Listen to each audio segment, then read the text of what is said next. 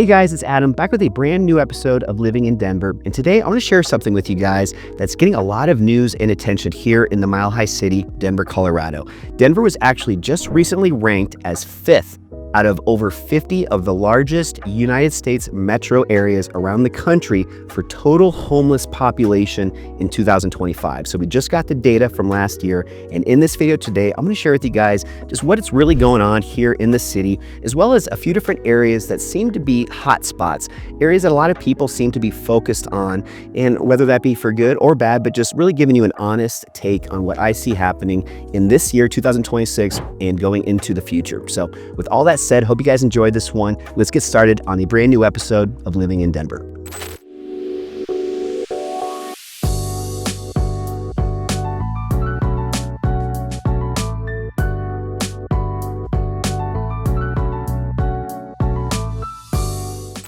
All right, guys, let's just jump right into it. Really quick though, all that info on the screen. Feel free to reach out if you have any questions as I go through the content today, or if you just like to connect. I guarantee there's some ways that I could provide value to you. So all that info, feel free to reach out. But I want to talk to you guys first though about what exactly it means when they're measuring the homeless population. So this includes people that are in shelters as well as those without any sort of permanent housing. So according to the Denver Gazette and a recent report, Metro Denver has 7,327 people that were counted as homeless in the 2025 point-in-time count. And that was actually up nearly 800 people from the previous year, 2024. Now, this count is really important to understand because it only happens once a year, and it happens in January, and it happens by volunteers and city partners going around and just basically taking this snapshot in time. But it really does help us see these trend lines because it is done annually at the same time each year. So it's really important to understand that as we start diving into exactly what this means for you as a potential person that's moving out here to Denver, Colorado, as well as if you already live here, just really what to expect moving forward with where the homeless population exists and how that might affect where you choose to live if you are considering buying a home here in Denver, Colorado. Now, before I jump into 3 specific areas with you guys, what I first want to do is give you a little bit of a nuance to all of this today. So as I said, about 800 people were reported that were more than the previous year in 2024. So we saw about 800 more this past year in 2025. But there is a little nuance to that. Fewer people are sleeping unsheltered on the streets compared to the previous years. In fact, the MDHI, or also known as the Metro Denver Homeless Initiative, actually showing that about 25% fewer people in 2025 were living with a complete unsheltered living situation. This really matters in my opinion because it tells us something really important, that visibility and total homelessness really aren't the same thing. So why is Denver still ranking so high? Again, it's 5th out of the top 50 metro areas around the entire country. Part of the reason Denver ranks so high is just simple math. Our metro area has actually seen one of the fastest increases in homelessness over the last decade. Housing costs, economic pressure, job changes, and just gaps in services all are playing a role in this. And this ranking, it actually counts total homelessness, both sheltered and unsheltered, so it measures scale, not just what you see when you're driving around different neighborhoods in Denver. So this is really just a long-winded way of me saying that homelessness in Denver is more of a regional issue, and it's not confined to just 1 or 2 specific neighborhoods. But there are definitely some that you're seeing a lot more prevalence than others, and that's what I want to get into now. I've got a lot of clients that I'm taking around looking at homes, as well as a lot of viewers that reach out to me, maybe somebody like yourself on YouTube that's watching this video right now, that reach out and just ask me, Adam, I'm feeling like there's a lot more of a homeless situation right now going on in this specific neighborhood, or, Adam, I went downtown last week and it just felt like it was way worse than it used to be. I'm hearing a lot of that recently, and that's one of the reasons why I wanted to make this video today.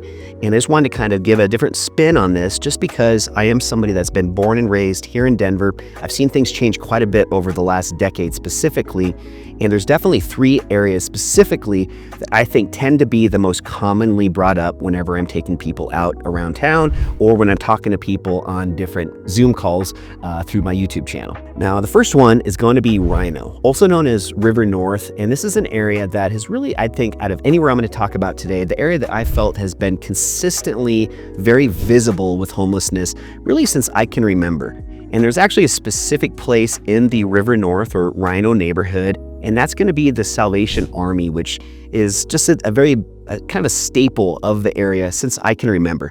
Really, really close to Coors Field, so where the Colorado Rockies baseball team plays here in Denver.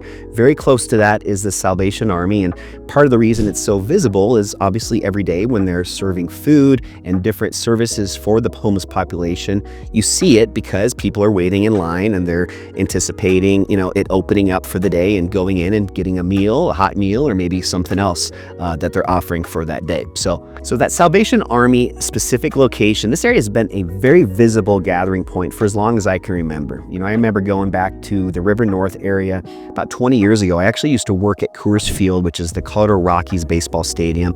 That was my job throughout high school and even parts of my college. And this is an area that just is very, very close to the Salvation Army, where the Coors Field is.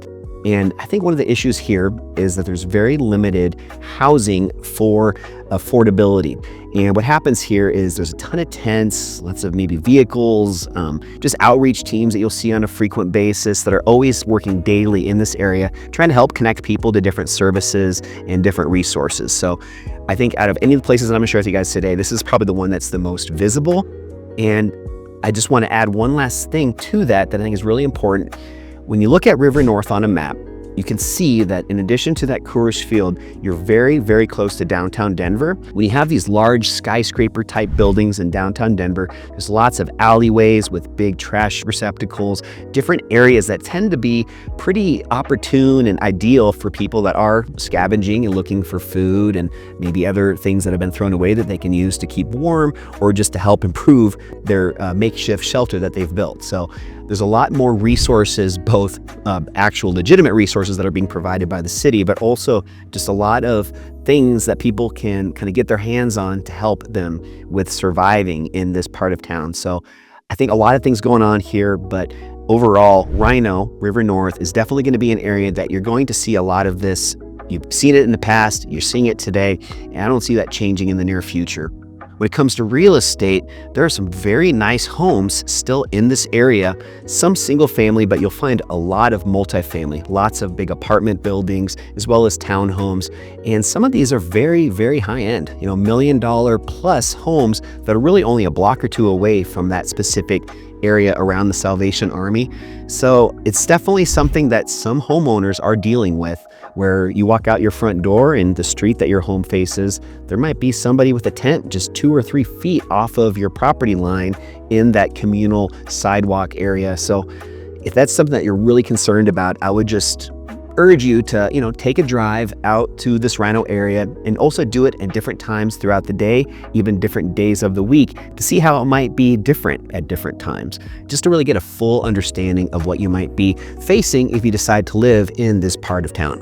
Now, the second area that I want to share is something that I have seen drastic improvements with over the last couple years, and that's going to be the Colorado State Capitol, and this is also known as the Golden Triangle. And this is an area that up until about a year ago was kind of free reign. A couple years ago, the lawns and all that surrounding block of area around the Capitol had very large encampments. In 2026, though, you're going to notice a lot more restrictions of this, not nearly as prevalent. And part of that is because they've installed a lot of somewhat permanent fencing all around these parks and open spaces in front of the Capitol, and different types of barriers that are really preventing any sort of tent or overnight structures and keeping people basically just kind of out of that area in the Capitol fields and also that surrounding civic center space. Now, obviously, this doesn't mean that homelessness has disappeared from this area, but it does mean that the city has done a little bit more intentional focus of really reducing the visible aspect of camping in, I'd say, one of Denver's most public spaces. So this is a good example of how enforcement changes where homelessness is seen, but not necessarily how many people are experiencing it. Now, the third area is not quite as specific, so I'm just going to use one example that I see on a regular basis. So I live right now down in Littleton in an area called Grant Ranch, and when I commute to or from downtown Denver, I use a road called Highway 85, or the locals, we call it Santa Fe.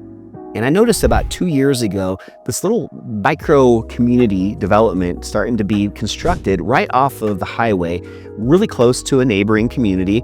And what I started to see as I drove by this on a regular basis is I thought it was just like a little tiny home community, but then I started noticing really big fencing on all 4 sides of this little plot of land. and big lights that were shining down on it, as well as different security cameras. Just kind of threw me off. Wasn't sure what this was all about. Well, it turns out it's actually something that they've been testing out, which is this tiny home micro community. And basically, another way of saying this is just like a small village that's designed to move people out of tents and into transitional housing without the case management and services. It's not a perfect system, and some of these projects are actually already facing some funding challenges, but they do represent, I'd say, a shift forward, just something that's towards a new solution that's really sitting again between that street camping and the traditional apartment type resource for people that are trying to transition out of homelessness and back into a more stable living environment. I think one issue here is a lot of the neighbors surrounding this area, and for good reason. I could definitely see where they're coming from here. There's a lot of concerns. They're worried about how that might affect their property values. They're worried about if that homeless community maybe has some drugs or other maybe crime-related things going on, that might start filtering into the neighboring community of established homes that are all around this area, the one I'm specifically talking about, again, right off of Santa Fe. So there's a lot of pushback. There's just a lot of kind of moving parts, a lot of emotion, I think, on both sides, which is causing a little bit of friction in some cases. So this type of housing with these tiny homes is, in my opinion, probably not the most sustainable and something that you're really not seeing too much more getting built. This was a couple years ago when this one that I'm referring to was established, so that's the only one that I've seen in the area that I live in, but definitely just wanted to point that out to you guys because you might start noticing something similar in other parts of Denver, and if you do, this could potentially be what you're looking at. Again, it's just a tiny home type community that is built to hopefully help people with this transitionary period to get them off the streets and off of tents and back into a more stable living environment. So now that I've shared those three areas with you guys, I want to share just a couple other things. And the first one is just to understand a little bit more about this metric that they're using with figuring out that the homelessness population actually is improving versus getting worse, just really how they've been able to measure this. And one thing that's, I think, really important to understand is that they're doing this from what's called a point in time count. And it's literally only capturing one night a year that they do this. And as I said in the beginning of the video, this is when some different volunteers and city officials are going one night in the year in January, and they're going around and they're measuring just on that one specific night. So by doing so, they're missing out on some of the other just kind of measurements that I think are also important. And that would be things like people that are couch surfing, maybe people that are just in temporarily, maybe doubling up with their family somewhere, maybe cycling in and out of homelessness. So maybe you didn't count them on the night that in January where everybody went out, but maybe the week later that person was back out on the streets. So there's really a little bit of an understanding that needs to be made that this is just one night a year. So it's good, it's accurate, it's something that's measurable, but there could be some other factors at play. So just want to kind of point that out. Also, the fact they're only doing it once a year in January, fast forward 6 or 8 months, think about how much the economy, how much just the world can change in that short amount of time. So I think it really would be great if they started doing this twice a year instead of once, just to have a little bit more stability with their measuring. Maybe that'll happen, maybe not. Obviously, you can imagine it's a pretty big undertaking, even just to do this once in a year. So to kind of wrap this up, one last point that I want to make is just talking about how homelessness definitely impacts quality of life. It impacts services, impacts community planning, but it doesn't necessarily define every single neighborhood. Some areas definitely have more high visibility when it comes to homelessness, especially near any sort of a transit hub or service corridor. But at the same time, many neighborhoods are seeing new housing, redevelopment, and even some long-term investment to help solve this crisis. So if you guys are a buyer considering moving out here to Denver, Colorado, I want to leave you guys with this. The smart move of any resident in Colorado, especially any potential new buyer here in the Mile High City, is just to understand some of these trends and to not just react to what's most visible when you're driving down the road. Because homelessness, it's complex. It's not black and white. There's a lot going into this topic. We are still seeing progress in some areas, especially some of these numbers going down. Fewer people are sleeping outside, which is great, but more people overall are definitely still faced and struggling with some housing stability. So that's kind of both a challenge and a sign of hope. I think more than anything else, the best way to make that decision for yourselves is to have your boots on the ground. So I just want to leave you guys with this. If you're interested in Denver, Colorado as a potential new home for you, I'd love the opportunity to connect with you guys. I'll put all my info one more time down below. One of the best things that we can do is just go out on a driving tour. Just find and identify a few areas that have serious interest that you're considering potentially having a home in. And we can just do a driving tour, like I said, different times of the day, different days of the week, just to really give you that firsthand experience, just to see what it really looks like and just to kind of get some feelers out there for how it might look today versus how it might look in a year or two. You know, this topic, it's obviously hard to talk about for many of us, and it's something that nobody wants. Everybody wants to see these people living a healthy and productive life. And a lot of these people are on the right path and they're going to get there. So I just really think that more than anything else, it's important to understand that we're living in a world where we need to have compassion, but also we need to have strategy, especially if we are making one of the largest investments in our lives, which is buying real estate. There's obviously what's happening today, but I think what's even more important is understanding what it's going to look like in the future. And if that's something that's really speaking your language and interesting to you, again, feel free to reach out. I'd love to connect with you guys. We can always schedule a one-on-one real estate strategy session. There's no obligation. It's free. We just hop on a Zoom call or even just a phone call and just can talk through really what's important to you. And I guarantee there's a few ways that I can provide value to make that important decision and maybe choose Denver as your next home base. Hope you guys have a great rest of your week, and I can't wait to share a brand new episode next time with you on Living in Denver. I'll see you then.